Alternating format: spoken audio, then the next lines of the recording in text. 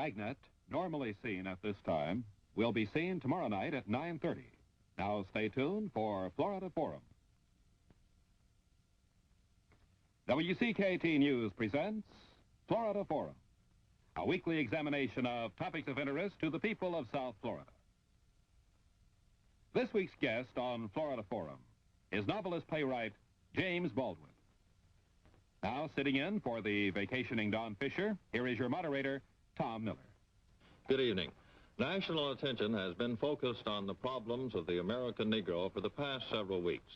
Major civil rights legislation from President Kennedy is now before Congress. Huge demonstrations have been held across the country. Violence has erupted in many places. Last week on Florida Forum, we discussed the racial situation with Governor George Wallace of Alabama, who tried unsuccessfully to bar the entrance of 2 Negro students to the University of Alabama. This week, we have invited author and playwright James Baldwin to express his views in this growing controversy. Mr. Baldwin is the best-selling author of several books that reflect on racial conflict. He has offered his intellectual and moral support to the cause of the American Negro. And tonight, he has interrupted his schedule in Puerto Rico, where he is writing a play to answer questions from our panel and studio audience. Questioning Mr. Baldwin tonight will be WCKT newsman Al Dempsey and Dr. Charlton Thibault, chairman of the History Department of the University of Miami. There will also be questions from our studio audience after this message. To begin tonight's program, we'll ask Mr. Baldwin to state briefly if he feels the racial conflict in Alabama and Mississippi could happen here in Florida. Well, in my view, which is the view I think of most American Negroes, or the experience of most American Negroes, the situation in Alabama and Mississippi, which is spectacular and surprises the country, is nationwide. Not only could it happen in Florida, it could happen in New York or Chicago or Detroit or anywhere there's a significant Negro population. Because until today, all of the Negroes in this country, in one way or another, in different fashions, north or south, are kept in what is in effect prison. In the north, one lives in ghettos, and in the south, the situation is so intolerable as to become sinister, not only for Mississippi, or for Alabama, or for Florida, but for the whole future of this country. White people are surprised, I think, at the vehemence of Negro feeling and the depth of the danger. But I don't think it has caught any Negro by surprise. One has been in a terrible situation for a very, very long time. Now to our panel, Mr. Dempsey. Well, why could it happen? Why does it have to be violence? Why can't it be something other than violence? Well, and part of the reason, one is doing one's best to avoid violence, but one of the reasons that it could happen that way is because for so long, for 100 years, the American Republic in general has ignored and denied the whole situation that Negroes have operated within. To be a source of cheap labor, for example, north or south, is to be, in effect, oppressed. Now, the oppression is bad enough, but the myth that the country is created about the objects of the oppression, the myth about the Negro being happy in his place, is something the Republic has managed to believe. And so that in addition to the fact of oppression, one has also the fact that within the country for 100 years there's been a way of life occurring in the country which most of the country knows nothing about. And this is reflected, for example, in the way Negroes talk to each other. It's a kind of language which does not really exist on what we like to think of as a major level of the American culture. Right, but hasn't there been a lethargy on the part of the American Negro for that 100-year period, too, along with the white supremacy attitude? I don't think so, no. I think that that's, again, part of the myth. One's got to remember, after all, this may sound very rude, but you got to remember who wrote the history books and toward what end. I have never known a lethargic Negro. I've known a great many demoralized Negroes, but that is not the same thing. The truth is the Negroes have been fighting for this 100 years to obtain their rights, but and the country has ignored it. And the technique of the country has mainly been to accommodate it or to contain it, but never really to change the situation. And what has happened in our time, in these last few years, is that it's no longer possible to contain it. And the technique of accommodation has broken down. For the first time, really, the situation is now in the open, and no American can ignore it, as has been true up until, let us say, 1954. All right, well, why did it happen? Why do you think it happened? in 1954? Well, for one thing, what happened in the South is that when the Supreme Court desegregated schools, or tried to desegregate schools, the South, which until that time had really ignored pleas on the part of the NAACP or responsible Negro leaders to do something about creating a situation in the South. They were not asking for the end of desegregation, but to honor the separate but equal clause. And the schools in the South were not equal. Now, this meant, after 54, that the South, which had ignored the necessities on the part of Negroes to be educated, suddenly leapt into that breach and started building schools for Negroes to keep the schools segregated. And this meant, in effect, that if I were a college president in the Deep South at a state college, that I had lost my position. I could no longer bargain. I no longer had to go to the governor to get a new dormitory or a new chemistry lab. The governor was all too anxious to give me a new chemistry lab. That meant that I had no longer any effect, no power whatever. I couldn't guarantee the docility of my students. The bargaining table had suddenly disappeared. This is what really happened, I think. Well, that was 1954. This is 1963. All of a sudden we have violence. That's what we're talking about here. Are Negro leaders, and let's consider you one of the Negro leaders, are Negro leaders encouraging conditions of violence? No responsible Negro leader can possibly. All the people I work with and know are working as hard as they know how to channelize an energy which they know is there in order for it not to become violence. But to be candid, there is something amazing, really, in the fact that it is not, that Negroes have not been violent sooner. No. There is something very impressive, in my view, in the ways in which Negroes have managed to deal with this situation. And the kind of discipline, the interior discipline demanded of an adolescent to sit in and to boycott and to undergo all the things one's got to go and undergo is an extraordinary thing. And if it were true that this was a new Negro, that he'd never been seen before, that would be a miracle. And what has really happened is that these people have been coming a long, long time. And in the 30s, for example, when people like Roy Wilkins were in the South as hobos, trying to organize unions, and being beaten and clubbed and murdered, the Republic ignored all this. But every Negro child growing up knew something about it. It is a Republic, I repeat, that has been captured by its own myth of the subservient Negro. And now is surprised to discover that the myth was never true. Dr. Tebow. Mr. Baldwin, are you saying that you think possibly if separate but equal facilities had been provided for Negroes, that none of this might have happened? No, I'm not saying that at all. I didn't think you meant to say that. I didn't mean to suggest that. But I did mean to suggest that the NAACP at that point was not at that point trying to change a law, really, but doing what Negro leaders are always trying to do, which is to try to save the children, to invest the children with morale. And you can't teach a child if the situation in which he's studying is intolerable. And we all know that. Now, it is also true that you cannot really, no Negro child who's going to a segregated school, which may have cost millions of dollars, is fooled about why he's there. He's there because white people want him there and no place else. And that is, you cannot educate a child in that context either. Do you see? It seems to me also that while you are asking white people to change their estimate of the Negro, to raise their estimate of the Negro, you are also saying to the Negro that he ought to do something to raise his estimate of himself. Isn't that true? Well, it's one of the great problems, let me put it this way, of being an American Negro in the first place, that you are taught, really, the entire weight of the Republic teaches you to despise yourself. All the standards you look, when you open your eyes in the world and you look out at it, there is nothing reflecting you.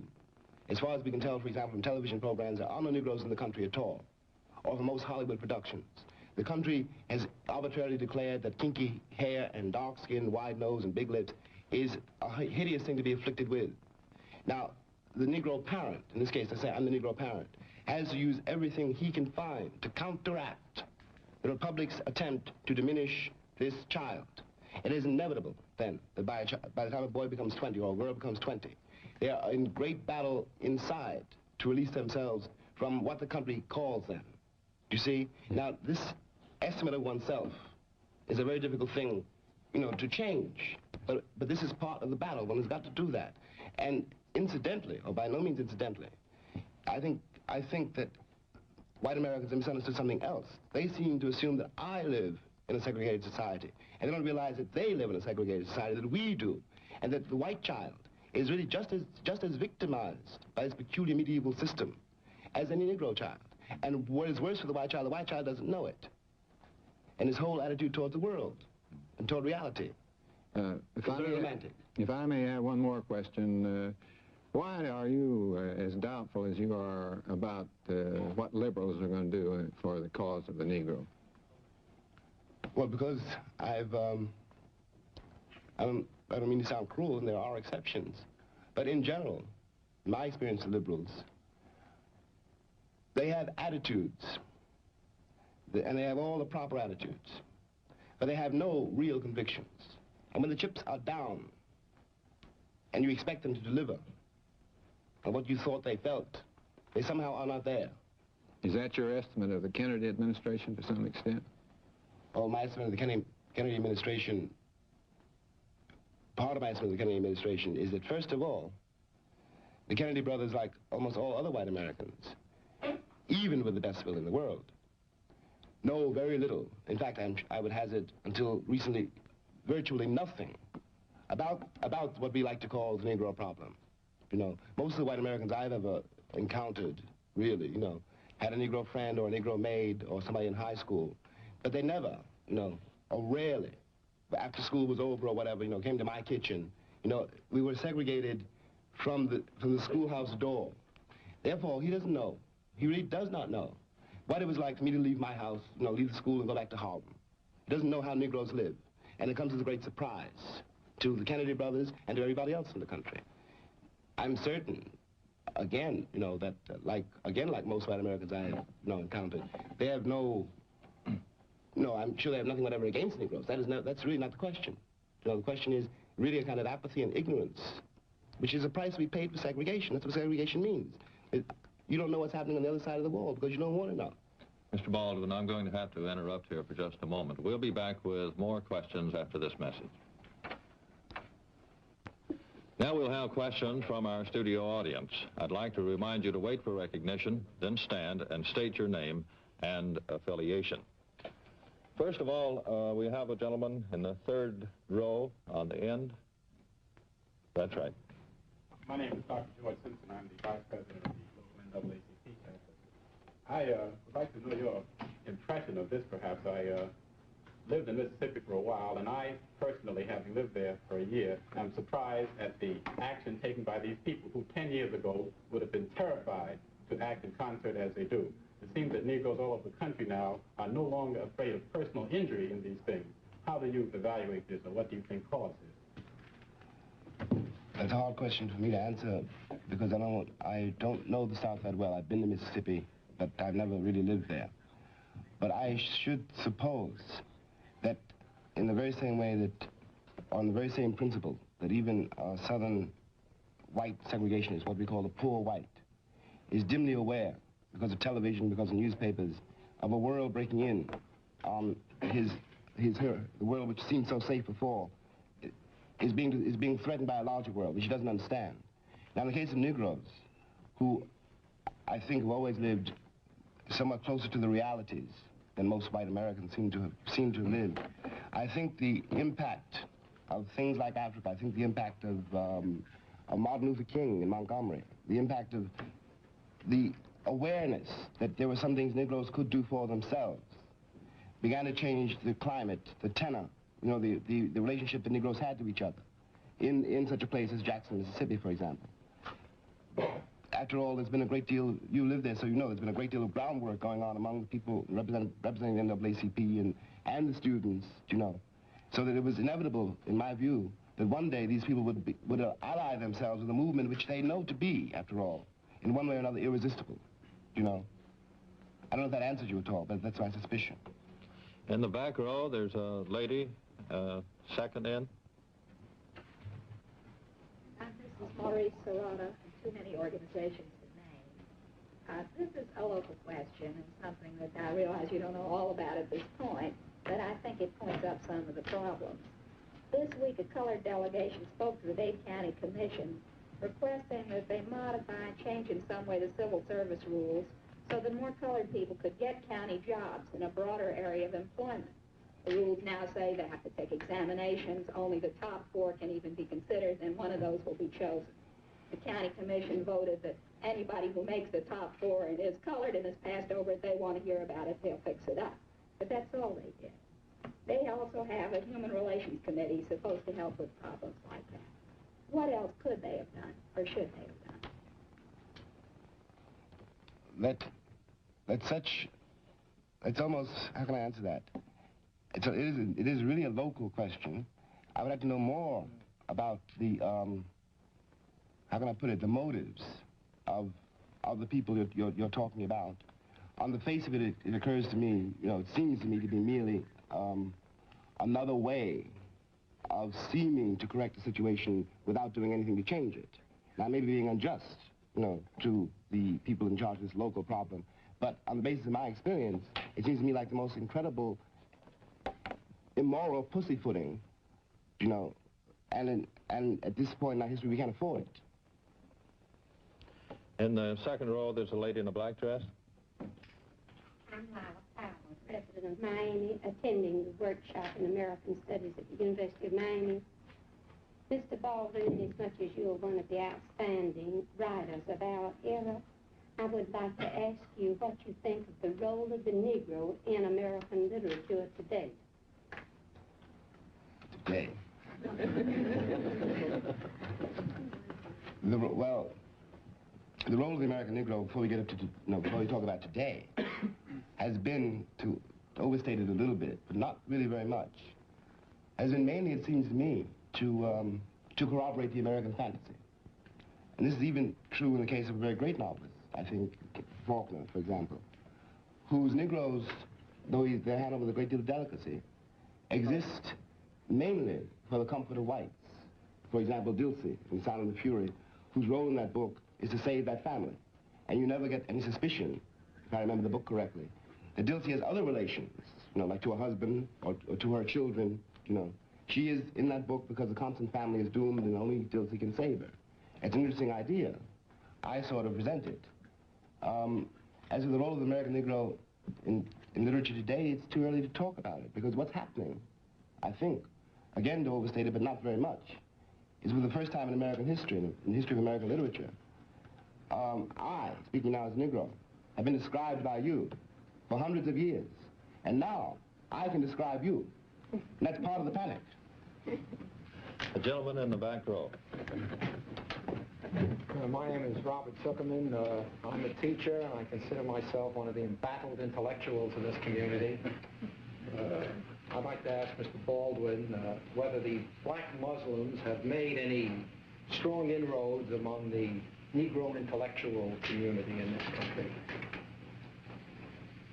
Again, a question which one has to answer in many ways, and I can't do entire justice to it. I know the black Muslim movement has made tremendous inroads, or can be called, really, perhaps, almost the only grassroots movement. I mean, among urban Negroes, the sympathy for the Muslim movement is enormous.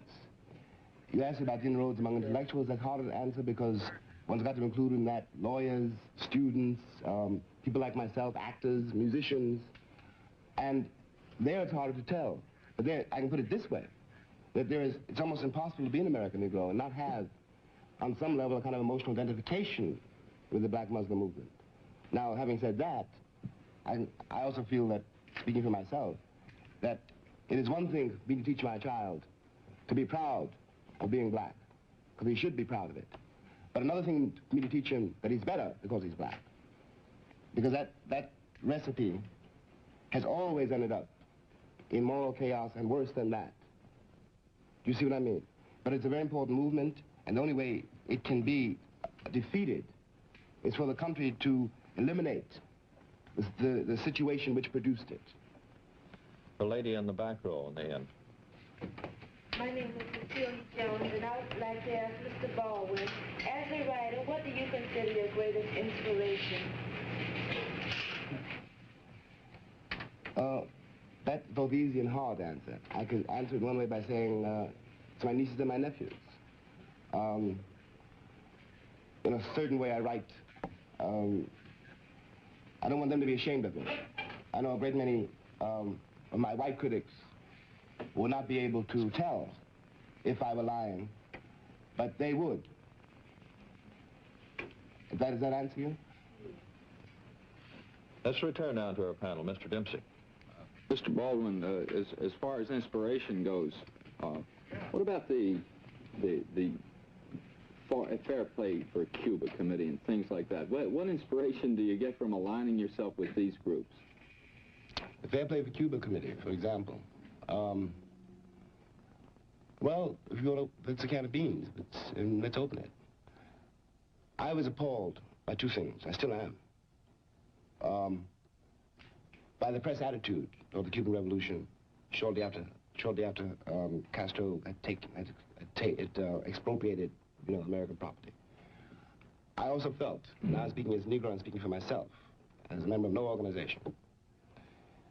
I also felt that we, the American government, the administration in power at that time, made a terrible mistake in dealing with Castro. Because the Cubans, no matter what the press says, have a right to their land. It was a revolution which came from the bottom. And it is very dangerous to try to oppose that kind of revolution. And from my point of view, we gave that island as a gift to the Russians. Right, but you're also an American. From your point of view, isn't Cuba a threat to our country here? Well, speaking as an American Negro, it depends on which country you mean. You got to remember that the country which white Americans have boasted so long is a country I have never seen.